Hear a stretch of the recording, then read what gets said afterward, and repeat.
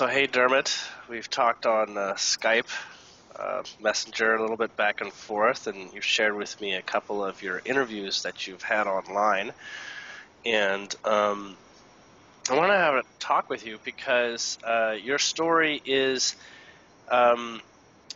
basically, I think there's a lot of people who are in the same sort of boat as you. And I feel that you coming out is going to raise everyone's sort of confidence and courage as well. So I wanted to talk about several of your experiences that you referred to, or maybe we could just start from the beginning. I know starting from the beginning it makes it seem like the other interviews are not necessary because we're going through it again, but I know that a lot of people that follow me may not have the time for the other interviews, so I was hoping we can go through just a couple things that you've gone through and share, and then, you know, maybe just 5 minutes or something like that. Okay. So the experience that you started off, the unusual experience as a child, I guess, is probably where we could start. Okay, well, if I was to say that my memory, I'm 55 and I'll be 56 this year. If I could say that I go back, conscious memory of when I was 3 years of age.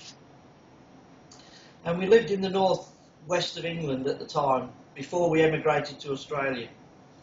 And as a 3-year-old child, you know, I was always eager to help and to do things.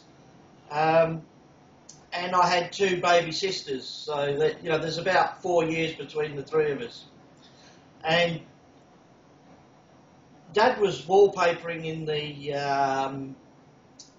in the lounge room, and of course I was in the kitchen with Mum, and Dad yelled out to my Mum to give her a bucket, or I don't know why, but I just said, "I'll get it." Uh-huh. And I ran into the lounge, and of course in England we have these open heath fires, and my dad had a ladder up against the wall, and he'd rolled the carpet up, and I tripped over the carpet, and how this happened I don't know, but I actually fell into the fire. A fire that was alive? No, it wasn't a raging fire. It was just the dark coals, and you could see the red hot embers underneath. So there was a fire in it earlier. There was a fire earlier, and it hadn't gone out. It was still alive. Yeah. So it was still hot. Mm-hmm. And of course, when I sat down like this, I could hear the panic of my parents, and I was thinking, what's wrong? You know, I've only fallen down. I'm okay, you know. And they panicked, they rushed, they grabbed me out of off the fire, brushed me down like this, and I'm thinking, what's wrong? And they were checking my hands to see if I'd burnt my hands, because I put my hands down like that to get up.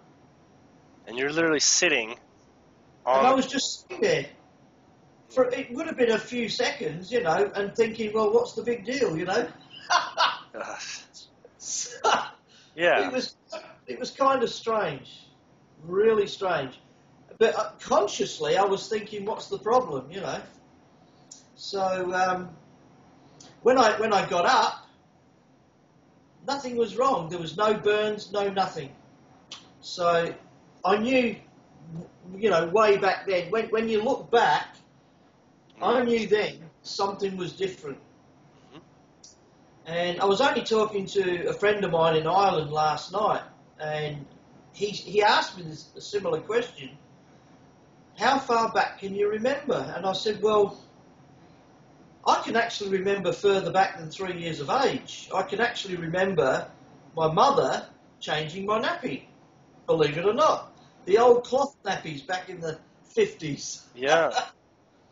And I can remember that quite vividly. I can remember being, you know, 12 months of age and my mum showing me off to all the local girls at the pool. And I just remember, what's the big deal? What's the fuss? I'm only a baby. But how often do we do that as new parents? You know, we go, oh, here's my new baby. Yeah, you know? yeah, absolutely. And everybody wants a cuddle and, you know, welcome into this wonderful world.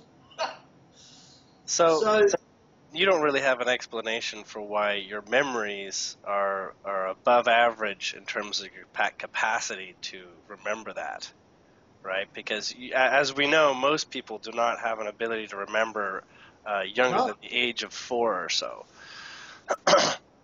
Well, especially at your age, it's really quite some time ago. I also have a memory of picking my parents. In one interview, I remember seeing three guides. One was a tall being in a long white robe, and there was two guys, and I've been told since that they had purple gowns on, but they looked a lot darker than that to me, because I wasn't really focusing. It was like peripheral vision. Mm-hmm. I was more focused on the big tall being, and I was consciously aware of being in a room without a floor and without walls and without a ceiling. But I just consciously knew that that's where I was. And it was like a hologram, and they showed me the earth, and they gave me options, and I basically decided, yes, to help me with the mission that I'm on, I need to be in the northwest of England. I need to be in a working class family. I need to feel the 3D reality at its best and the pressures that the working class have to be in, so that I can report back. And of course, that's exactly what we did, and we've ended up in South Australia, and it's only And in when did you move to South Australia?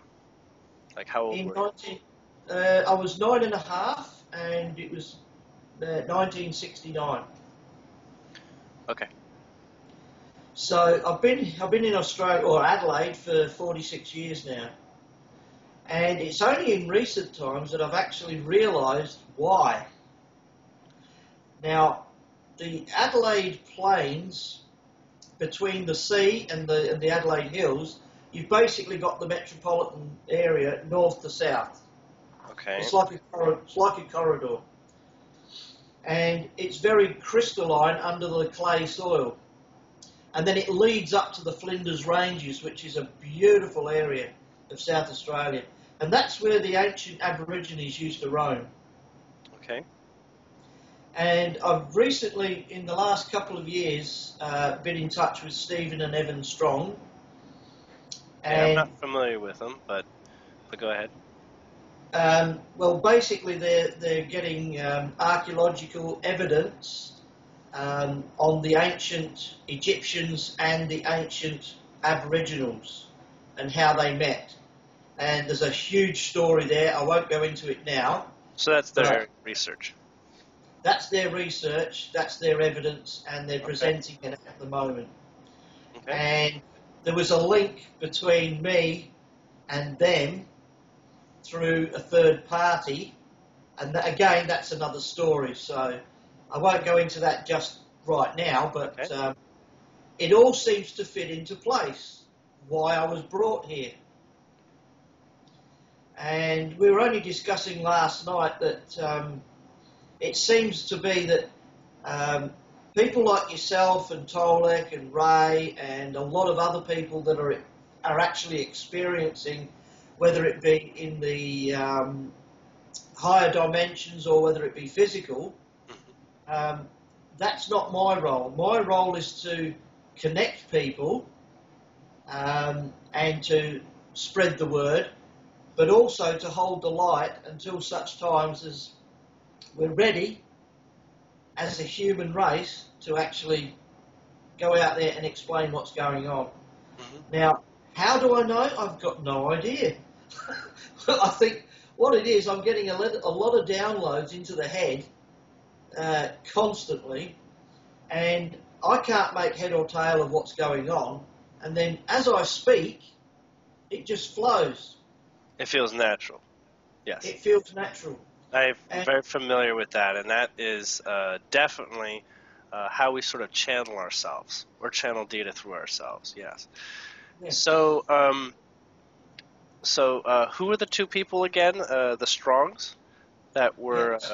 doing research nearby. How are you connecting with them, or what are you sharing with them?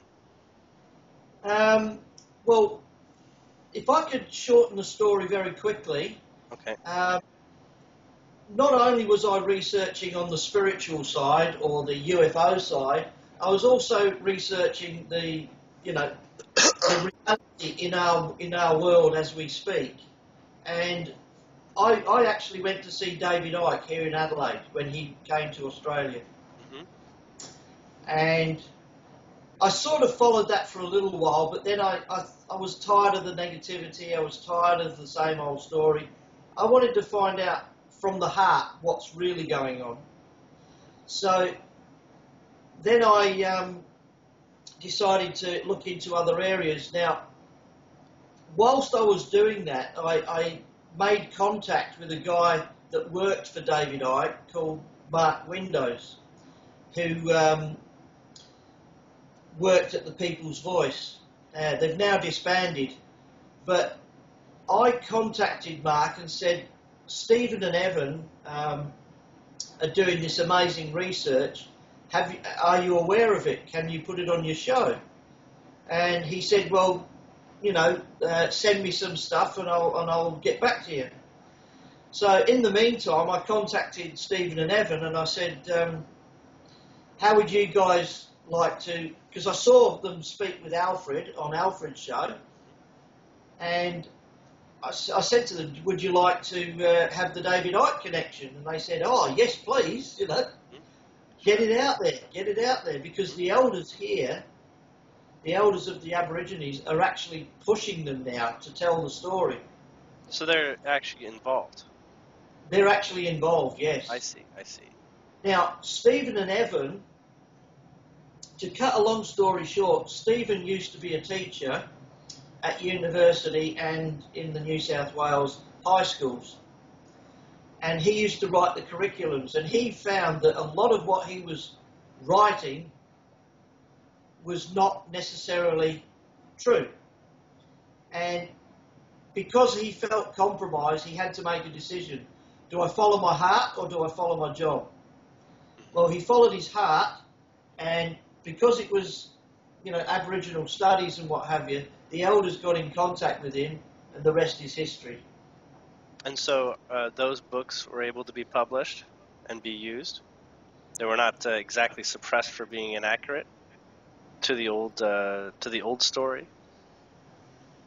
There's a lot of controversy, big time, with not only the Australian government, but the many academia type institutions worldwide are trying to suppress the information because they have got some powerful information coming out. So is this information in a place for people who are probably coming across this video to be able to find or access? I mean, is it published at all or Yes. partially available or anything like that? Yes, if it's www.forgottenorigin.com. Okay. And Well, if I've got that wrong, I'll send you the link later. yeah, and we'll put it in the notes of the video. Yeah. So you're realizing that more and more that you're that what you have a lot to offer is sort of being a connecting. We'll call it a node. As I'm just letting you know that I have a connection with the Pleiadians right now, and they're referring to it as a node. And but nodes are not just sort of like connective tissue. They have their own conscious ability to interplay, and they also bring a lot of energy. So they're sort of like an amplifying relay. So at the same time, they bring energy through and sort of not just support, but actually like enliven and create connective data to sort of like improve the information as it passes through. So it's like a communications relay, but it's also an energetic. I don't even want to say support, but an energetic enlightening relay. And there's lots and lots of people around the world that have this role for various reasons. It can be for much more 3D, mundane, connections, things like that. But of course, what's really cool in your case is that it is of a much larger web that involves the larger part of the world rather than just someone in your neighborhood, you know. So this is like Yeah. a world level neighborhood. Now, if people are familiar with me, they'll know that I've spoken in the past about how the Pleiadians register and read the light worker grid, as those basically people of the light, how they're operating.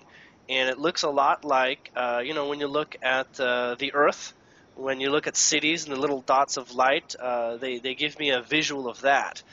But it actually is not necessarily just structured around cities. It looks a lot more like a grid system.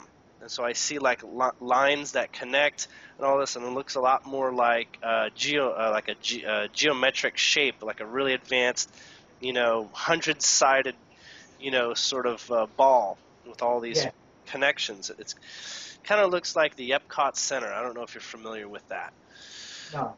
but it's the distance between sort of like the different light connections is not exactly consistent, but they're also improved through specific Earth grid. So there's like human grid, and then there's Earth grid. And Earth grid is, Gaia's natural system of geometry that supports areas of energy boosting and whatnot. A lot of cities actually sit on the major nexus and nodes. We'll just call it the nervous system of the planet itself. But the nervous system of the planet is not exactly physical, because it actually has like a range. It goes, think of like if you're in like going through the human body and your nervous system, the surface of the earth is only like, a fraction of the actual width of that nerve. So the nerve actually extends, sometimes larger than a city, and it can Yeah. extend above the ground miles sometimes. So there is ancient studies, I'm sure, that refer to these ley lines and to, the energy centers on the planet and all that sort of thing. And a lot of the native cultures are obviously familiar with it, and familiar with places of power and places of energy. And there's actually a great deal of suppressed information about it and how effective it is. The sheer reality that churches were built on most sacred energy nexuses is basically should let people know that there's a lot of data in the near past that suggests people knew exactly how to get in contact with the information of where these all came together.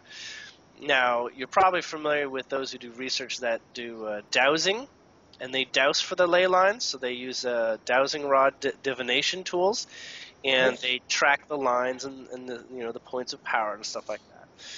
But what I'm getting right now from the Pleiadians to share is that there is what you might understand of as a council or like a team that is involved specifically with intertwining information, a lot like the way the internet works. It's sort of like gets, the different, some information need to get together, and when they get together, then there's basically a big aha and a big surge Yeah.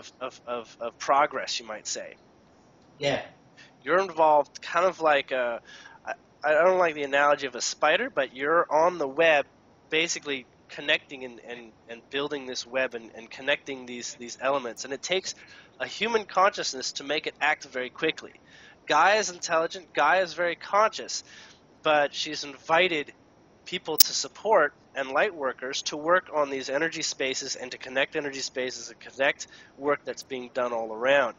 David Icke is sort of one of those types of experiencers, but he holds a perspective that is for a very specific strata of human. Now, although he does talk to everybody, not everybody is attracted to listen to him, at any point in time. He often represents a place where people will get to discover information and then continue on, past the information that he has to provide.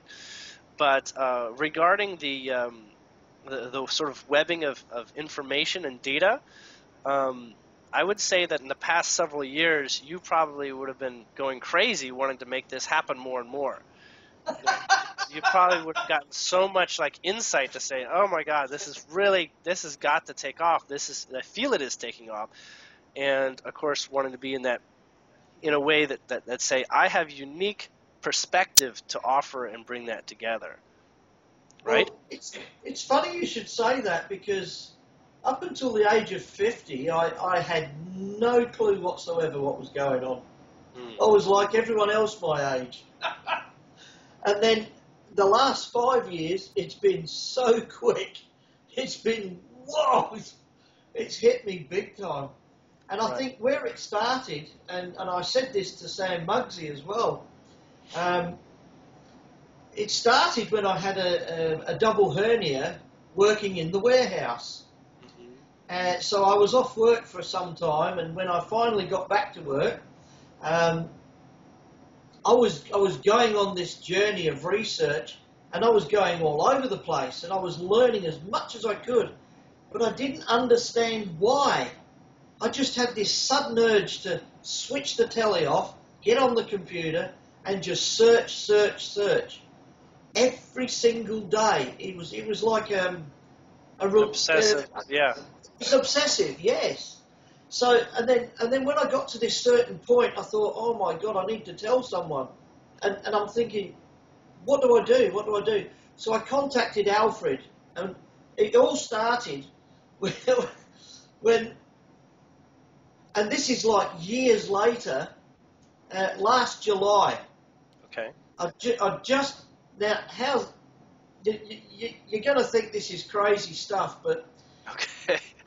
we were doing stock take in the warehouse, and normally I'm the type of guy, I'll move trolleys out the way, I'll move boxes out the way, but it was getting towards the end of the day, end of the week, and I just wanted to get to the front and get the next sheet, and away we go.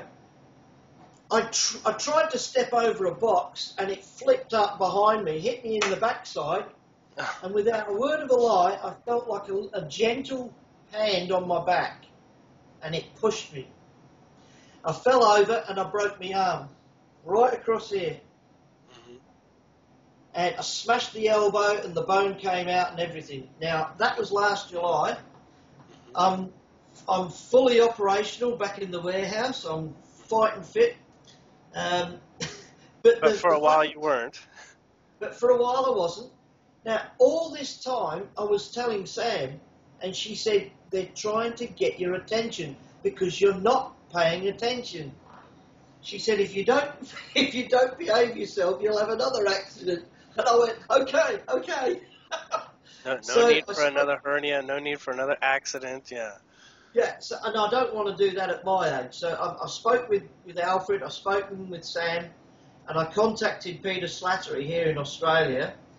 And all of a sudden I thought, right, I need to talk to someone else. So I contacted Ray Kosalandic. And you've probably heard Sam's description of how she met Ray. I don't remember her description for that, but go ahead. Well, I won't mention it because it is out there if you want to find it. But basically, I was trying to get her attention, saying, you need to speak with Ray, and she kept saying, no, I'm busy. And then when she got back to me, she finally realised it was the same guy she was trying to get. She didn't make the connection that it was. She didn't make the connection straight away. But when she did, she had the aha moment. So when she had the aha moment, well, ever since, Sam and Ray have done shows together. They've met up with Mary Rodwell. They've done a show with Alfred. They've done shows with Tolek, and so on and so on. So all of a sudden, I'm connecting people, and then I connected Ray with Peter here in Australia. They did a show. Sam and Peter did a show. And now I'm talking with you, so I could get you in touch with Peter and so on. Sure. And like you said, being on the spider web, I feel like I'm connecting people that are important and have an important message. But individually, you're only reaching a certain audience. Mhm. But collectively, when you have your roundtables, you're bringing in people from all over the place, and all of a sudden you get a far wider audience. Mhm. And And a I believe synergy that is unique too. that's where my inner guidance is kicking in to get this out there. It's not about me. It's about getting you guys out there, tell your stories and your updates so that people are aware of what's going on. Mhm. Because at the end of the day, people like myself who haven't woken up or have woken up but are sitting there on their own thinking they're the only one, they will get their aha moment eventually when they realise and go, oh wow, maybe I should start helping. And then once that happens, exponentially right across the world, it's going to happen so damn quick. Yeah, And and that is happening to a degree. I mean, if anybody's been looking at, the last couple years, maybe yeah, they were prompted by, the idea of a 2012 apocalypse or something like that, and they started research at that point. They can see that although we haven't had an apocalypse of like a physical disaster sort, there's been a great shift in people growing and people discovering one another, really growing. yeah, And so, even people that you could say are totally asleep, even they're aware that people are starting to think differently around them, and people are changing. And maybe some people, to them have gone absolutely berserk bonkers, like how did my good old friend totally change his attitude or the way he's taken his life or something like that. But, as a community, we can basically support the fact that all these different things are happening to different people for different reasons, and they're exploring because they're driven to explore the data and their own experience for all sorts of reasons, and that's creating that perfect lattice, that perfect network, that perfect full planet progress. Now, yeah, I mean, you and I are probably only reflecting on the English speaking world because that's where we have the most synergy. But in other countries like China, the same thing's occurring, and in Japan and in the Middle East, there's all these incredible, enlightening perspectives that are starting to get people figuring out that there's a whole lot more to this reality and this planet, and our connection to people from the stars than we could have ever dreamed of, actually. So one thing I wanted to make sure that you're aware specifically is that your council or your team is about 22 people. You're actually the 22nd person.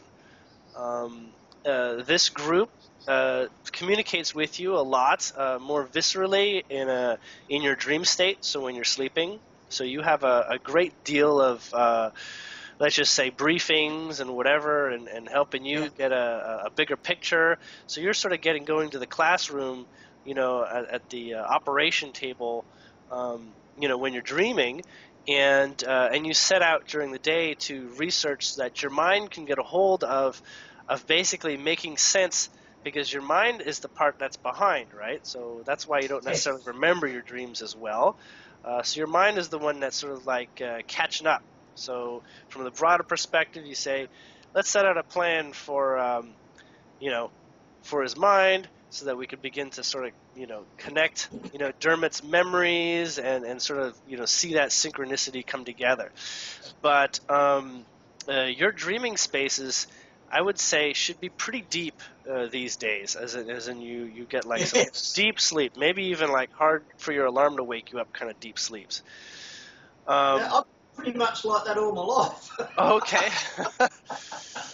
um, but at the I, same, I, go sorry, ahead. go on. Well, I was going to say, but at the same time, um, one of the things that you're probably aware of is actually keeping your optimism up. As your optimism is your ability to calibrate with your lighter awareness, with your lighter broader intelligence. Because if you're not Yeah, in a lighter state of mind, then that other information is not easily accessible. The downloads will be off. So basically, that's basically saying follow your excitement. As your excitement, is bringing that energy. It's allowing the downloads. It's allowing all that to become easier and push through. Now, your story is not unlike other people that are in the node role. Yeah. They may not be familiar with it. You're probably, at some level, you're aware of it because you've gone, at a high level of velocity in relativity. But some others that maybe, they've known about UFOs, or they've known about occult information, their whole lives. They're saying, I tried to tell people at some point, and it just never got going. Yeah. But in fact, right now, it's like literally, you might have been, you might have had a difficult time getting it out in the past, maybe, the last 30 years or something like that. But now is really the time to speak up. Now is when you're basically on stage. Now is when you should be, basically, putting all these memories of feeling like you're being repressed, that the government is going to come after you if you say stuff. Now is the time to really come out, because the government is not going to come after you like they used to. They are, let's just say, they're not well funded to do so. As right now, the teams are getting together, the counselors are supporting, and the angels, guardian angels and whatnot, they're really, really backing this whole state of mind and progress that's going on for humanity. And I want to say that, why don't we actually just connect with a couple of people that are on your council, because I feel like they can actually talk to me. Just give me a moment. Yeah, that's fine. Yeah. Okay, so the main one, which you might associate with the tall one, he's referring to himself in an English term as Judas. That is not his actual name, but that is the vibrational name that he wants to say. So he's referring to himself to as Judas. He's explaining that he is not of a physical alien culture, but he is of an alien culture. We would put them in the direction of Sirius, so they would be from the Sirius constellation vibration. And they, as the Sirians, are here as a group at multiple levels of physical density in our solar system. They have different levels of involvement. And so Judas is kind of, we'll just call the chairman of this team, but is by no means a decider. It's all consensus discussion. It's even yourself. It's all like consensus discoveries of progress and whatnot. And you operate by offering a lot of human perspective, as you have basically become quite involved in human life and the ways that humans will interpret data. In fact, it's very important that you don't have a political career, and it's very important that you're not like a manager, as those are positions of projective power, so that you wouldn't be able to be taken as seriously as someone that is on the same level as people. So your information really has to come from, I am just in the same boat as everyone else. I'm not here to try to push agendas. If there's an agenda, it's that there is a lot of useful information that will help people transition at this time, and a lot of ways in which the transitioning information will support a worldwide level of growth. Now, you're in Adelaide, and Yes. Adelaide itself, we'll just say the main cities of Australia, Melbourne and Sydney, whatnot. Melbourne is probably the largest hotbed of, we'll just say, people sort of getting a shift in perspective. Adelaide would be second, and Sydney would be third. And then actually, Wellington is in your vicinity. Is that New Zealand? Yes, it Yeah, is. Yes. Wellington. So that would be the sort of like the four points of the pyramid sort of thing, if you could analyze it that way, that are interconnected in terms of like a local node. So those three cities sort of connect that region, that sort of Australian southern Yeah. area, and between each one of those, there'll be each city is going to develop in its own particular way. so that each one has something to contribute to the overall story.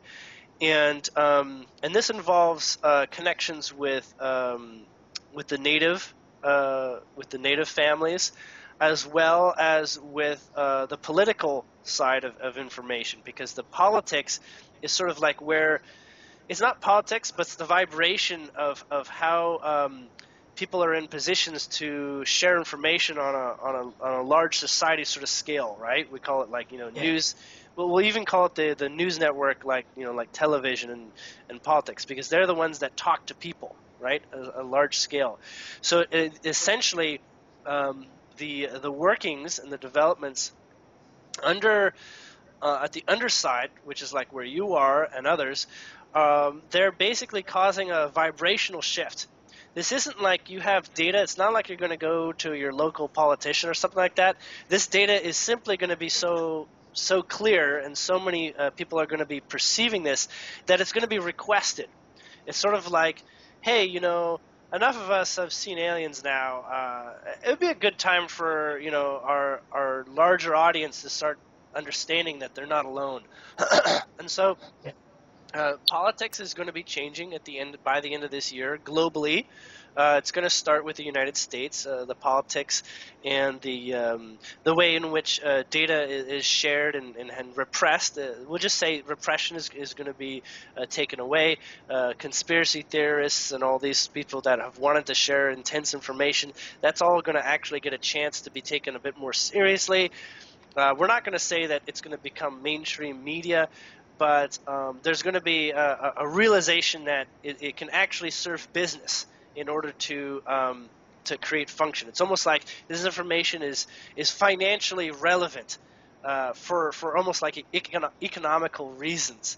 And so that's how people who basically don't have a reason to like search or to look inside and all that, they may not have those reasons to go searching for what the truth is, but for economical reasons it'll be literally as if there's a need for getting into this data. And essentially part of what is kind of expected, or why you're kind of positioned in the way that you are, is that there's going to be a lot of connective tissue with regards to people connecting to all sorts of people that are wanting to get into the kinds of research that you studied really intently on. And it's not that you're going to be a disseminator. It'll be more like you'll have a lot of capacity for getting information into the hands of people that are asking for it, and those people literally come to your door almost. I feel like they'll be like, "You were talking about something. Where does that all connect?" And if that's not already happening. I got confirmation last week of something I said 2 years ago. Yeah. So and now people are starting to listen more intently. Yeah. So the intensity is literally, you might even say it is a survival necessity for the world to wake up. But that's only from the place where people are experiencing a great degree of discomfort, right? They're going to say it's survival. Yeah. The people are very uncomfortable. But we also know that when you're in balance, when you're sort of like where you should be, you don't end up with troubles and whatnot. It's only when you ignore where you're really meant to be that things start showing up to sort of like say, hey, hold on a second, like your accidents and whatnot. What we would refer it to, what I would refer it to, and the Pleiadians specifically, and your council is saying that they like how this goes, is to be the vibrational equivalent of what your soul has knowledge of. So to be vibrationally awake is literally a relative term. As we are going through awakening, there's progress, there's visible progress over years, over months, sometimes even as quickly as days. And when you are basically not ignoring the data that's right on your doorstep, you're able to make natural progress. And it's beyond the rules of saying this is what you have to do, right? It's definitely, there are no rules with this is what you got to do, this is what you got to do. It's more like, this is just the easiest thing to do. This is what feels good to do. And in the process of feeling what feels like the right thing to do, you're going to be addressing programs that your heart are fighting up against. Like, oh, I shouldn't speak in public because, I don't want to be called crazy, but your heart says, you know what, I gotta say something here. I don't care if I'm crazy, because in the end, I just know this is going to turn out good. Things like that. So this is kind of like the permission to be crazy year, to be honest. And a lot of people are going to be, they're crazy just in the old world sense. This year is that place where you say, you know what, I really think there is something going. I think there really is something to this, and this is so like obviously in your face synchronicity. Like there's no way this could have been consciously organized. Yeah. So it's just going to be like no kidding. Something's got to be good. There's got to be such thing as angels and guides and divine purpose and all this sort of thing. Even if you're not religious, right? So in part, where you stand is simply not in the place where your job is to be a disseminator of information. It's going to be like, you know what? We know this guy, and he's hooked up in the right ways, and he's been talking. And I think it's not a good opportunity to go see what he has to help us with, because a lot of people are very confused, and you basically have the big picture. In fact, you probably have the big picture that, if you had a chance to sit down with a news reporter, would really connect just about all the questions they have about why the world is weird, Pretty much. Right. So basically, and that's an important place as a node, is to have basically well, we won't say complete inner knowing of all the how everything is connected, but you're not afraid of talking about it if people are willing to ask you. So a lot of people are like, yeah, I'm not going to say anything because that makes me look like a nut, or something. I'm not ready to say that. But this year, it's changing, and as well in your position. Those that do follow your story and do sort of come across you will see, you know what, I think I'm a node like Dermot is. I think I've got this knack, and through his experience I can gain a trust that sort of what he's going through is kind of something that I'm going through, and I can sort of see the similarity in the story and a similarity in that place. So so basically coming out is like coming out of the closet when you're gay. It's kind of a big deal, but then you find out it's actually not that big a deal. You realize, oh, this is just a more righter way to live. This is a more righter way, and I'm much more in tune with my role. Your counsel will say, Judah is wanting to say just a couple things very specifically. He's really good at communicating. I'm getting it fast. He's saying that what you understand as timelines, as in you have an experience, and with regards to your expectations for things happening at different times, he says for the moment, throw that off. Throw that off the table. That is timing is not essential. Simply being in balance is essential. So there is no urgency to anything. There is no such thing as urgency. Please hold no perspective of urgency. Time progresses as you personally progress. So if you're putting the cart before the horse, then progress is going to appear to be stunted, and it's going to appear to be not supported, like energetically, like why isn't this getting off the ground sort of thing. So in fact, this is the time, in some ways, to be organically lazy. Many people are going to wonder what that means, and I'm trying to understand. Those are the words he put together, but it means something else. So I want a little bit more clarification to elaborate. Organically lazy says there are places and points in which rest is required, because rest is at a subtle level where your brain is actually catching up to the data that's shown up, right? So you have moments of rest. I mean, generally when you go to sleep, that's occurring, right? Your mind is taking rest.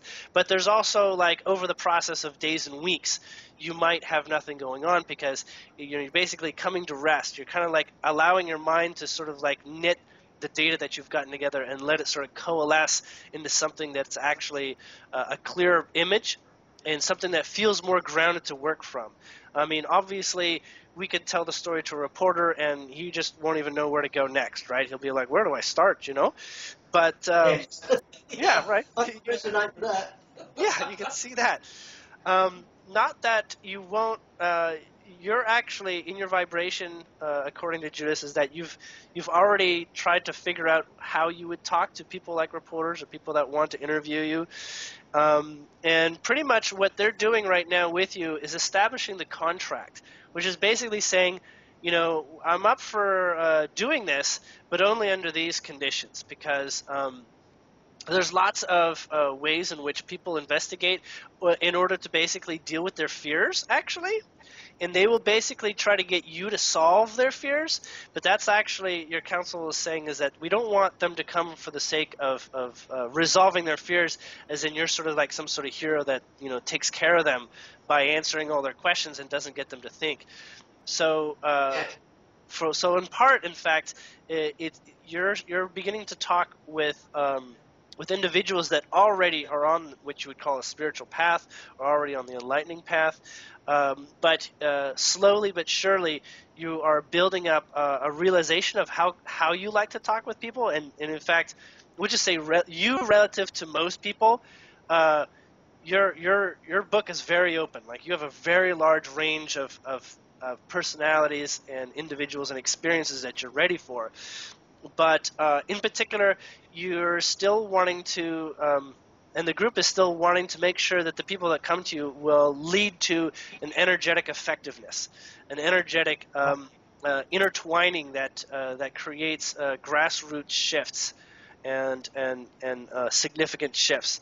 So the idea is not to get you like on an article in a magazine or something like that, because people just will be like, wow, that doesn't make any sense to me. I have no relative ability to perceive this. And since the general public takes bite-size information that they can't read like a book and just get a picture of what's going on in the whole world. They have to be asking for it, so that means they have to already be ready and process some of the information, to even be able to begin getting into that web of data. So there is a place where there's basically slowly but surely the pyramid is growing, like levels of it, at a grassroots level, and people finding each other and saying, you know what, hey, you realize that? Oh, I just found out information, and now we can both sort of see, if we're both getting it, and we both came from two different sources, then we can see, okay, we're on track here. That this is actual grounding, this is actual truth when you've got validation. Right?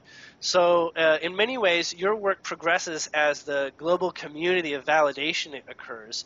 And so that's why your motivation and your mission is to see, global communities start to get validation from each other, like across the world. Like not just in Adelaide or around you, but like literally say, hey, what we're doing here makes sense to you in Egypt, or this makes sense to you in America, this makes sense to you in other areas. You're going to find that the local Australia area story is going to be picking up through to the end of the year, and you're going to find out about the indigenous ancient race that is seated DNA-wise in your region. I'm being told that the archaeology is a part of it as a validation tool. And there's also going to be what you're going to understand as downloads, but the downloads are going to help you connect with people that have a conscious connection to the races that still exist. So basically, there's the lineage that is of the human factor, and then there's the star lineage of the same relation. And it's not Syrian specifically; it's actually several ancient races that still have a presence today.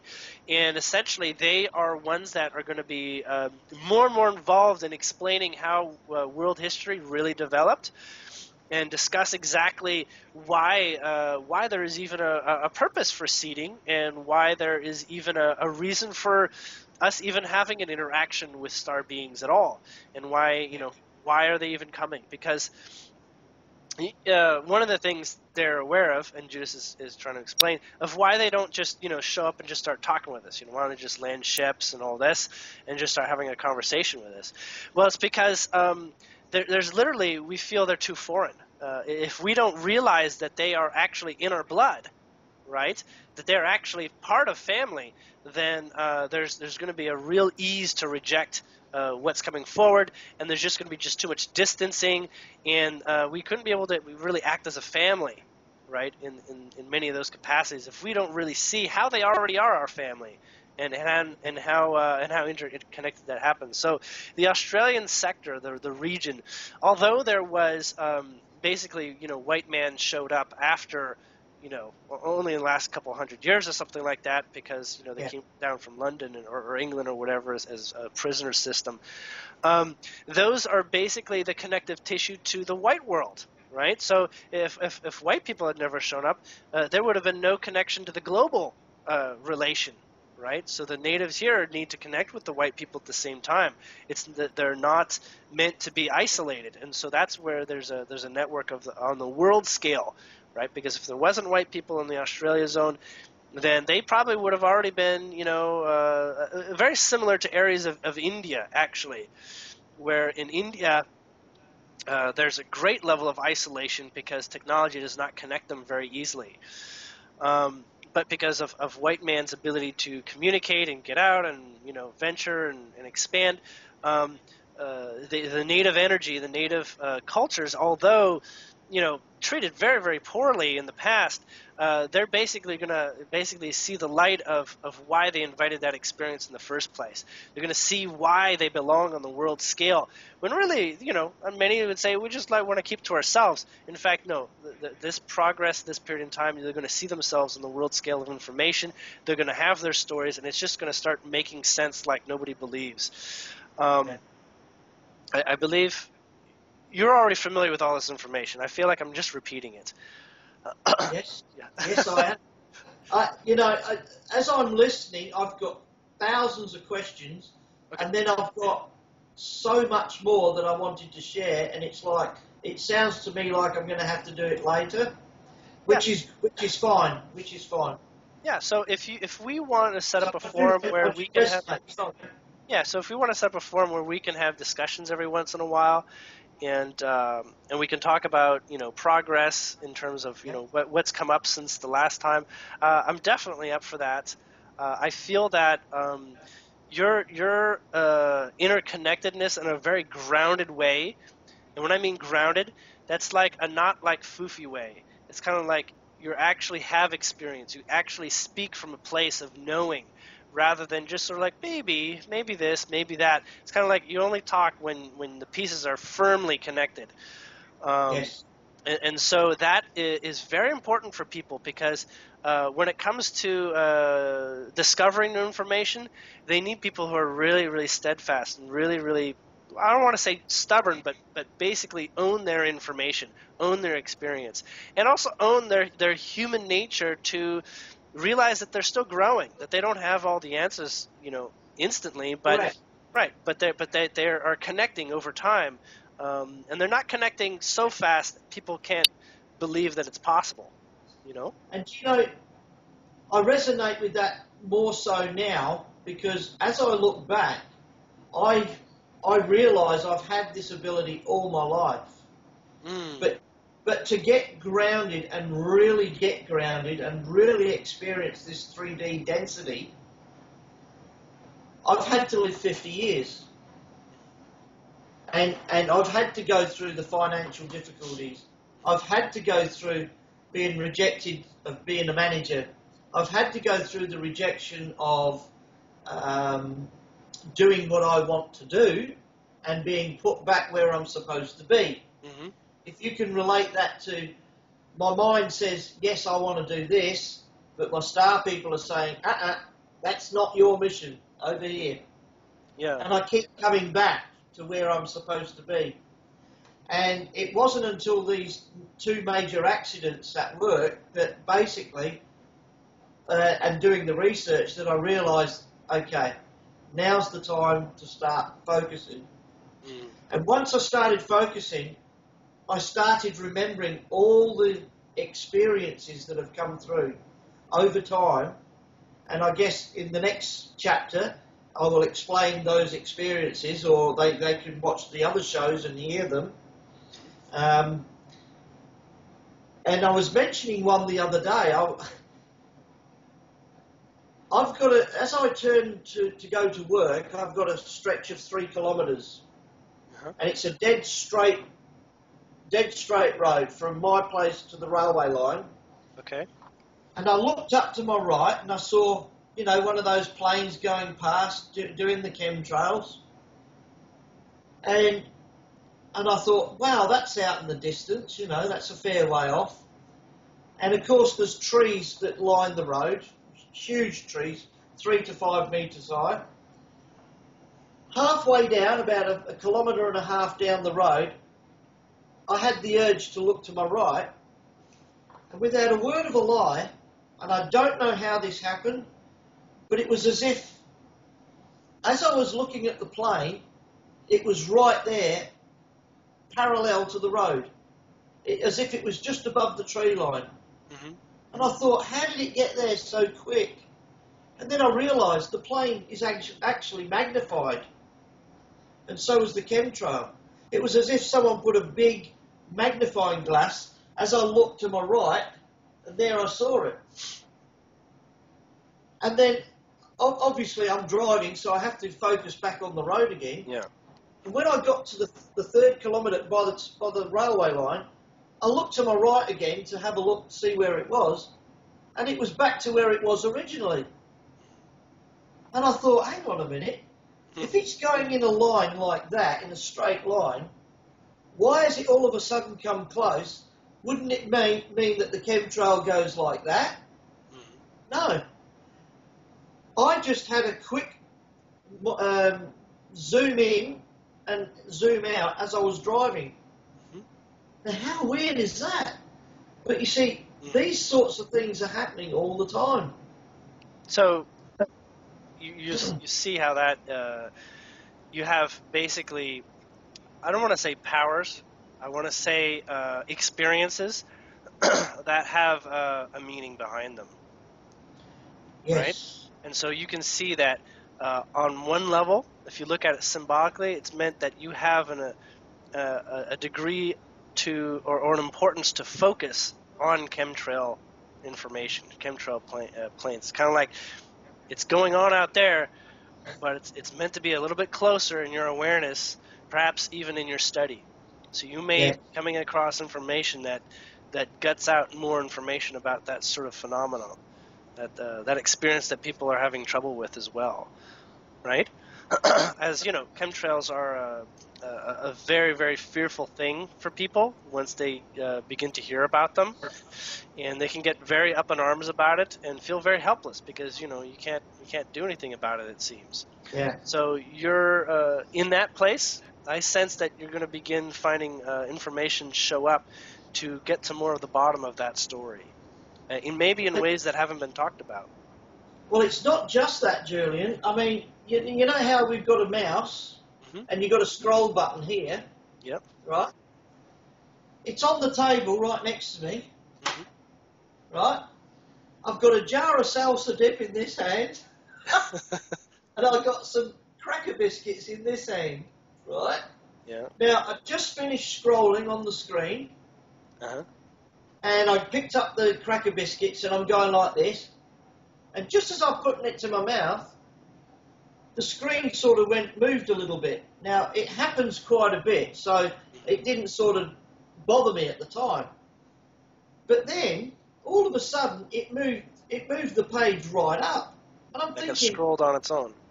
I never did that.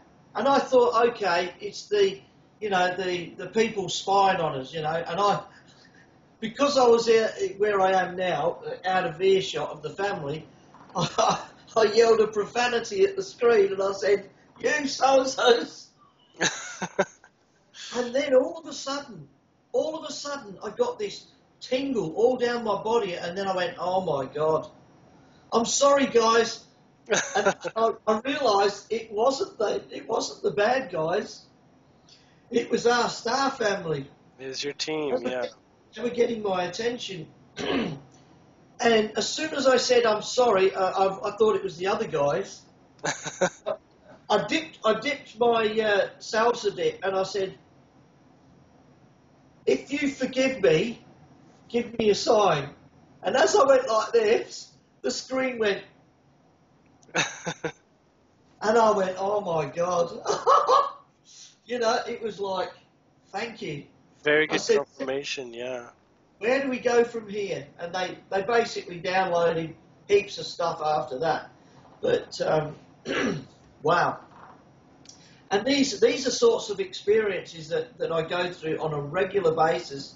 Hmm. And I've never had it, you know, even when I was fast asleep, politically or religiously or whatever, Hmm. um, deep down in my heart, I always had a knowing of something. But I was like everybody else of my generation, that, you know, you don't speak publicly back then because you would have been locked up. Yeah, And it wasn't too long ago, in the Dark Ages, you'd have been burnt at the stake. yeah. But I realise today is totally different. And yeah, my perspective is, okay, this needs to come out. Yeah. And when So, it, sorry, go. well, I was saying, also take note. Sometimes they will, we'll just say, we have an understanding of how reality works, right? We say this is gravity. You turn a doorknob, and this is how the door opens, or whatever. And and we'll say paranormal things. Excuse me. May be scary because they don't fit in the context of how things work. But there are many people that are having experiences that are very unexplainable, like yours, and yes, they're not being, poltergeisted. They're literally being let know that they have people with them, and Yeah, and some often what that does is it gets you sort of like into like, oh my god, and you just sort of like freeze in a moment, and you'll just start feeling like, what's happening, you know? But that stillness, your mind goes blank. It doesn't try to make sense because it knows it's not ready to. And that's when data can start to show up in your mind. That's when you can start feeling it. That's when you get, downloads and whatnot. So, you sharing that is absolutely perfect because that occurs for me, every once in a while. It's important. I realize that, and usually the download that comes through, it like explains something that I've been subtly going through my life for the past couple of days, and it just basically answers it like spot on, like oh my god, I can't believe I didn't see this. I can't believe I didn't see this life lesson or this life education, exactly. Yeah, So and that's that's and sometimes the downloads, we're not familiar with them. It's just like your mind races or a lot of stuff shows up and you sort of get on tangent after tangent after tangent, kind of like a daydream. You forget where you started and you forget how you got there. But sometimes those daydreams, you say, oh, I got to remember everything, but actually that's not the purpose of it. The purpose is to get you tangentially very quickly to a point where you kind of sort of like reside and slow down, right? yeah, So you go through a lot of stuff and you're like, what is that? What was that all about? And then you get to the point where like now you're, at one point you're thinking about, chemtrails, and then you end up on like a bunny, like how did I get to bunny? And then you find out like actually, bunny means something for you right now or whatever. And this is because what happens sometimes when you get sort of like zapped into being sort of shocked or like, oh my god, you're sort of freeze and your mind stops thinking for a minute. That's kind of like what they got to do to sort of like force feed you a lot of food really quickly. Sort of it's like a force yeah, feeding thing, because you may not consciously want to do that in life. You may not consciously want to lobotomize yourself, but essentially at this time, we're asking for progress. We're asking to grow, and we yeah, realize the value of it. So we're more open to these sort of stunning experiences and these sort of like zaps of intuition that show up all of a sudden. And so most people have guides. I haven't met any that hasn't had guides already. yeah, And in the case of your guides, you have two that are very visceral. One of them is I want to say is like a dimension just outside your perspective. But we would say some people who are particularly psychic or can see energy should be able to actually detect them, much like noticing like a ghost is there or something like that. So that one knows that it is involved in a more physical way in your life. That's also the one that pushed you with the hand. It's done other things to make you comfortable and to sort of set you up, and it's not so much to save your life, right, or whatever. It's more along the lines to let you know that you're not alone. Many people, when they start exploring all the depths of stuff that's going on in the world, they start to feel very alone, very like, man, all I've got is myself. All I've got is myself in this timeline. And like everybody else is just a manifestation of my alignments. That everyone else is kind of like in some ways sort of like less real because they're simply responding to my vibration.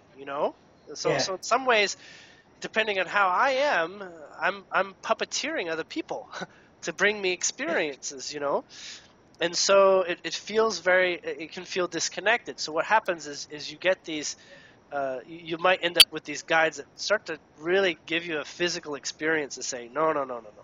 Look, yes, you are in some ways disembodied from other people, but at the same time, there's a good reason why they're there, and even your body. Some people get disembodied from their body, like this body feels alien, it doesn't feel right or something, or I feel like this is not how my body should be and stuff. And so they can have experiences from more physically oriented, more physical dimension guides or guardians to give you experiences that say, no, you're not alone, but I'm not a poltergeist. So the more that you get comfortable with that, and the more that you realize there's someone to communicate with, it can sort of give you that sort of companion. Now, children often have that issue. Many children have those issues, and so what they end up with their guides appearing in imaginary ways called imaginary friends, right? Because they're just not. They're just like, this world sucks. This is so confusing, and I my parents don't understand me. I need somebody that's on my level. That I can relate to, and so they can basically invite their imaginary friends, which are actual friends, like they're literal, and many children actually see them until at one point they're basically got the explanation that Santa Claus isn't real, things like this just aren't real if you can't see it, and if everybody can't see it, then it doesn't exist. And then try to get everybody lumped into the same consensus visual reality. So if I can't, but I know how it works. When you break past that and you realize that your experience is not necessarily for other people, right? That you have your personal perspective, you can begin realizing that you're allowed to see people that nobody else can see, and that's totally all right. But for the moment, most people are not ready for that phase. As they may develop a dependency on the other person as sort of like a savior role. They won't see the power in themselves and the importance of their own alignment. So most of the world is not quite ready for that.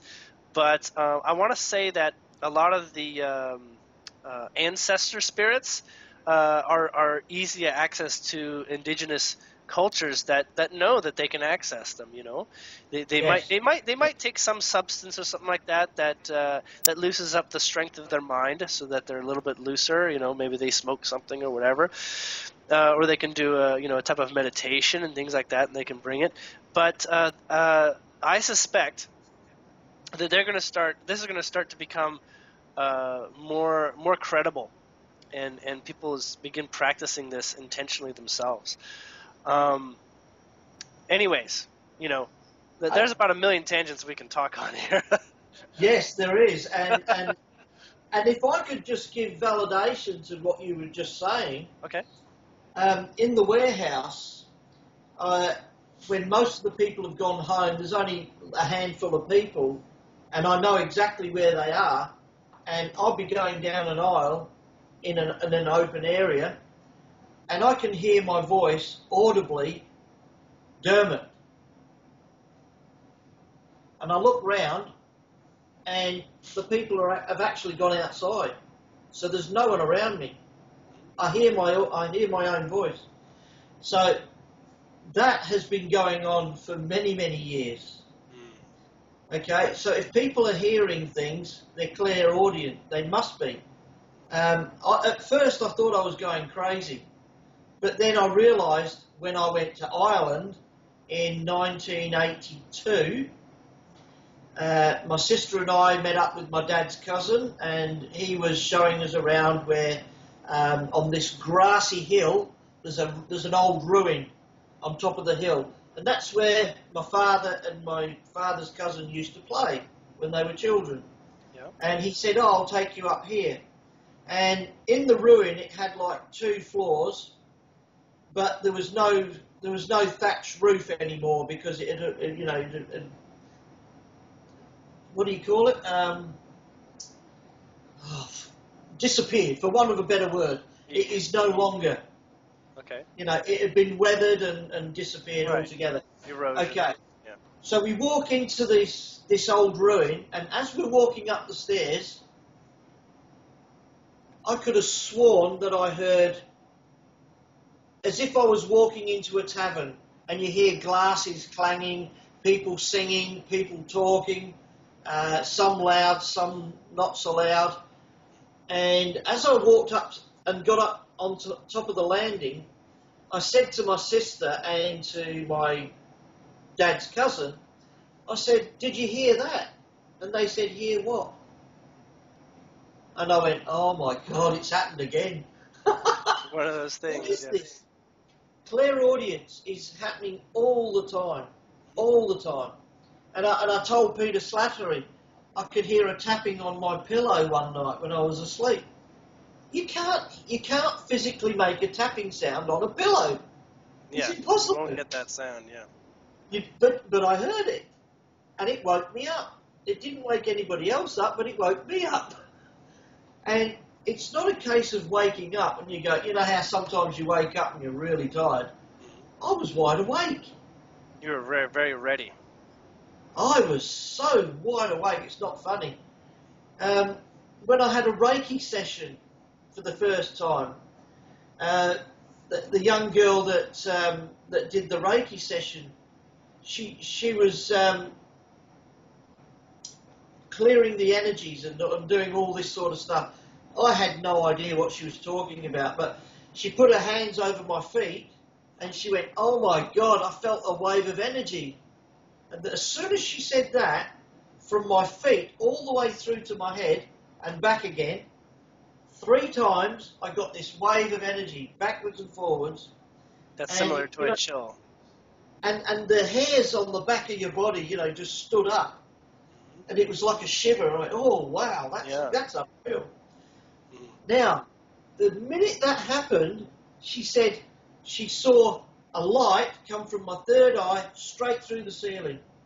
And she said it wasn't like a laser, she said it was that big. It was like a cable. She said, "You've got a direct line there somewhere."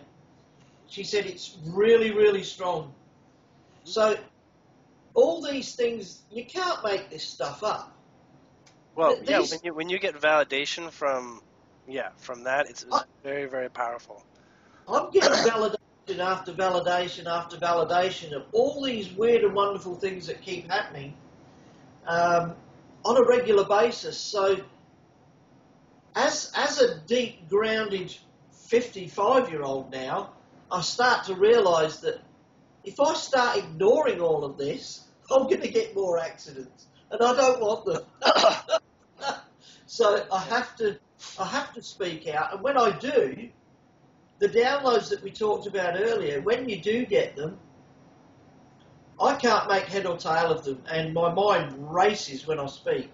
Mm-hmm. I telepathically, I could put out so much more, but the words just can't come out quick enough, and sometimes I get And at the end of the day,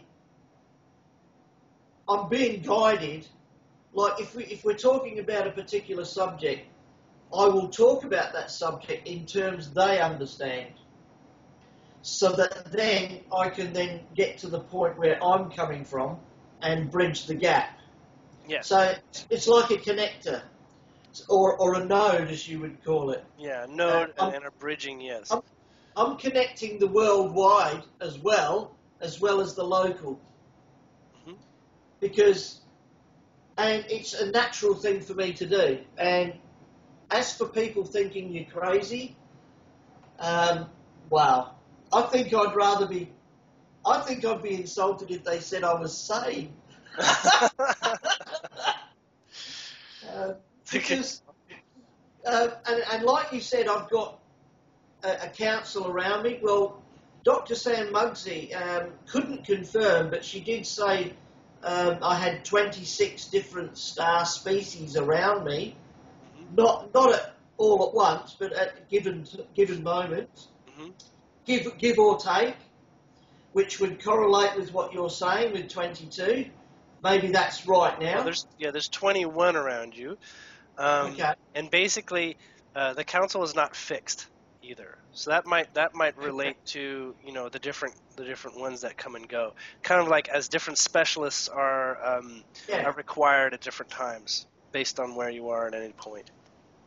And Yeah, as for, and I want to say, like, I sorry. I don't know people with that many guides exactly. You have two that are much more directly with you, like in your face, and communicate with you and connect with you. But your Yes. counsel, I want to say, it is it's not. It's much more visceral when you're sleeping. It would be basically every night, just about every night. There's only been a couple nights that you've taken off, from what I'm getting. But essentially, it's your regular job to be working with that. And I've noticed in the last 2 years in particular, I've felt so tired because I have been doing a lot of work. I don't know exactly what, but it started to come to me in the last few weeks where I'm actually, at first I didn't realise I was dreaming and I couldn't remember anything. And not that I needed to, but I knew instinctively that I was doing a lot of work. Hmm. Now, all of a sudden I start getting these dreams where I'm helping a group of people move from point A to point B, and I'm moving them on, moving them on, moving them on, and so on. And I don't know why, and I don't know how I'm doing that from this conscious level, Hmm. but at the higher consciousness level, I know exactly what I'm doing, and I'm doing it to the letter of the law. Hmm. And I also am aware, and this kind of freaked me out when it happened, but I noticed that when I was moving this group of people, I got this sense that there was people with, like a group of people with guns, and they were looking for someone, and they were shooting indiscriminately. And I managed to save the people that I was looking after, but they had a tracker dog trying to trace me. Hmm. And I immediately, I don't know where I was, but all of a sudden my dream transformed into a caravan park, and I didn't even open the tent. I just went straight through it into the tent. The dog came around, smelt where I was, and then lost the scent and took off. And all these people just disappeared. Now, what I got out of that was that whatever I'm doing it for a reason. And if the dark forces are trying to attack me, I'm being protected because instinctively I knew how to get out the way and disappear straight away. Hmm. And to make it even more validated, in the coming days I had dreams. I had two individual dreams where I met two souls. Now this is weird because I recognised their face straight away.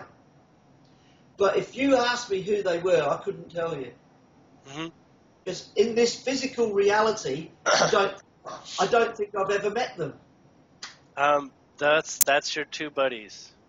That's my two buddies. Yes. Okay. These two individuals um, were in the female form, and they just gave me one big hug, and it was like, everything's okay. Do what you do, everything's fine. And I got this huge download of everlasting love. It was beautiful. Yes, those are your two more visceral guardian type beings. Um, we'll just say that most people that have I can't say most, but more likely, people who have the type of commitment of being a person in 3D for a council, they will have sort of like a support staff, like a more direct support staff, so that like an operative, they've got, backup, right?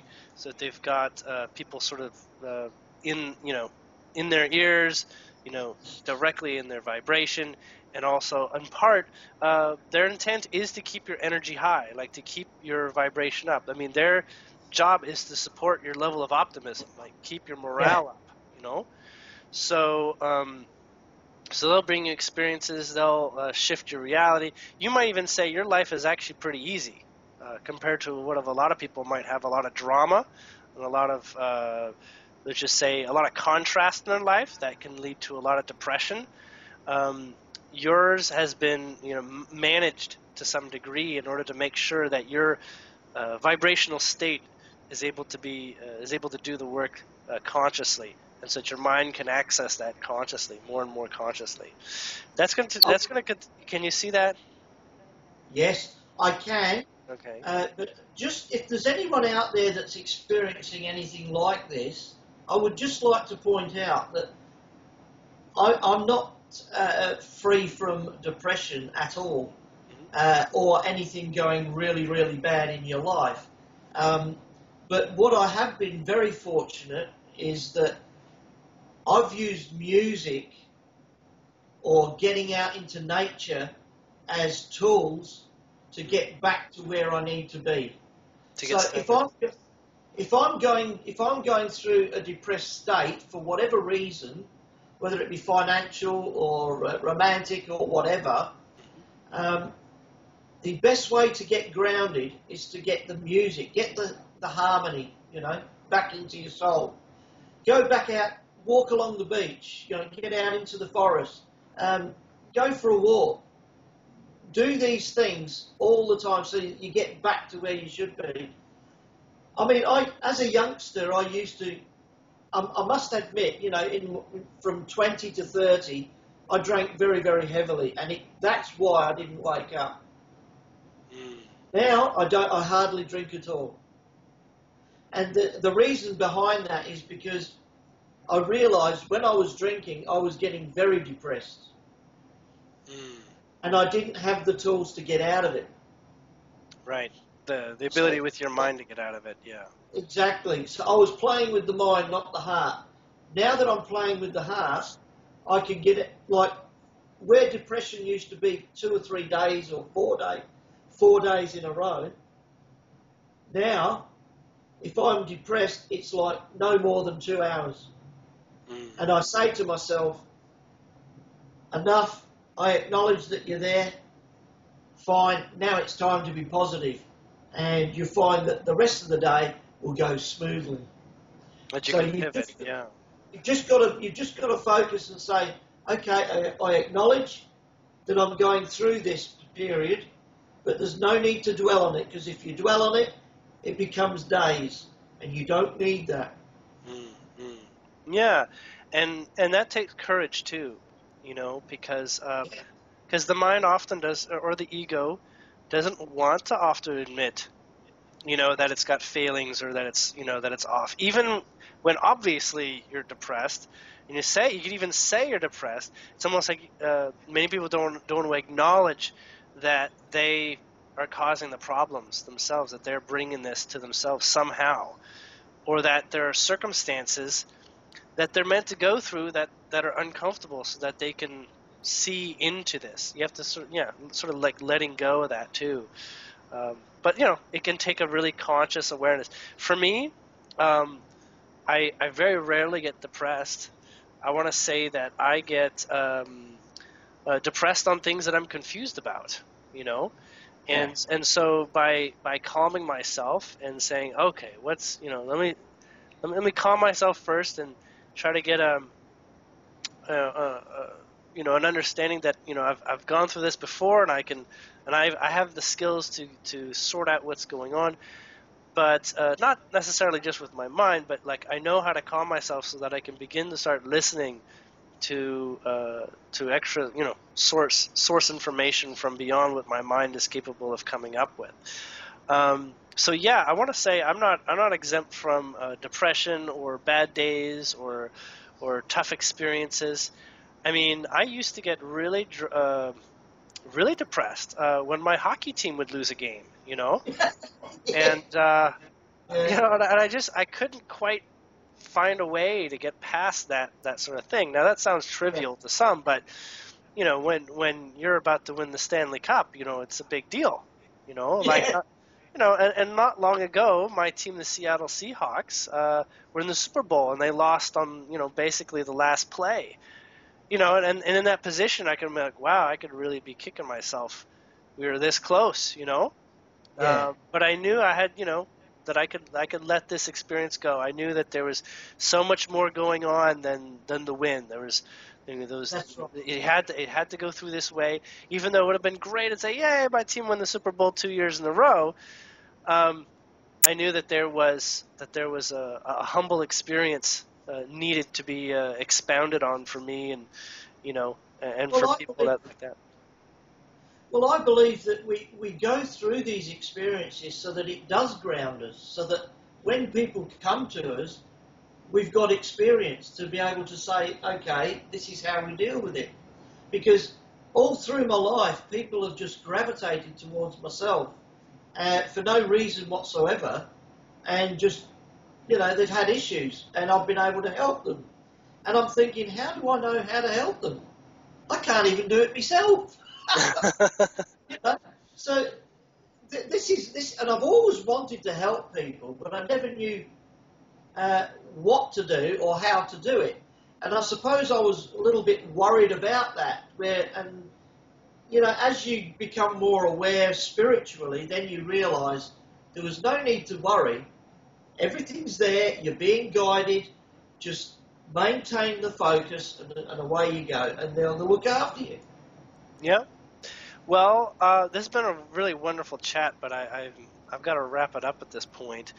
And I think we should just basically sign up to do this every once in a while, every couple of weeks or something, because these conversations are basically very real, and I feel that, and I mean real in the sense that I think a lot of people will have this sort of experience in their own lives, and because right now things can be confusing. It's kind of hard sometimes to follow your inner guidance or to recognize that you're in connection with a support team, like your guides to help you. And many people definitely are trying to find their place and their role, and they're wondering, am I a node, or am I a teacher, or am I someone, am I a whistleblower, what am I here, and and the more that people talk about this sort of discussion like we're having, the more people can get an idea that this is actually commonplace, that this is actually much more the world that we're moving towards, which is a place where there's more guidance, there's more information than just reading it off the internet, or just reading in a book or something like that. There's information within us, and that we are not just problem solvers, but we are deciders of our reality. And oftentimes we have these challenges that basically say we've got a couple things that we got to go through in order to really sort of deserve it. So sometimes you can't talk to somebody in depression if you've never had depression. I think a lot of probably even people listening to this will recognize that it's really hard to help people with something that you don't have an attunement to. I mean, it's not, you might say, well, I learned all about life from television. Well, you start to realize how useless that is, Yes. So it's like, you start to get the message that, the great teachers are the people who can share perspective, or ones that have perspective. So, Yes. maybe you don't want to help an Iraq vet with his problems, so you don't want to go to the degree of extremes of experiences they might have, and so maybe you have we'll just call it a demographic that you would prefer to operate with, and you're discovering that. And I just want to share again that in your case, that you are writing up the contract of individuals that you're preferring at this phase, and your counsel's working on that too, as they're a part of that information coming through. They're sort of like your network of intelligence to be able to bring that in. And the reason why it comes so so easily and quickly is because they're telepathically working with you. You call it your own thoughts, because if your mind said it was something else, it might not be ready for that. But we'll just say that it's your own thoughts. But you can't really say a word that is out of alignment when you have an intention forwarded, you know? Like you're not, preying on people that come to you. In fact, you have the absolute opposite intent for anyone that comes to you. You have nothing but love to bring to their experience. So I want to thank you just, again, just for you being in the place that you are. Obviously, from where I am, it's a high demand job, and it's going to continue to increase in demand. And it takes a humble person that is willing to both work on themselves and sort of recognize that they don't have all the answers, but they're growing, and that they're offering where they can, and that humble place is saying, I don't have the answers quite yet, but since you put the request out, I'll figure it out. I'll get down to it. Exactly. Yeah. So. I'd just like to say thank you very much for that. That's very beautiful. Thank you. And we'll get together again soon. And I'm going to stop the recording right now.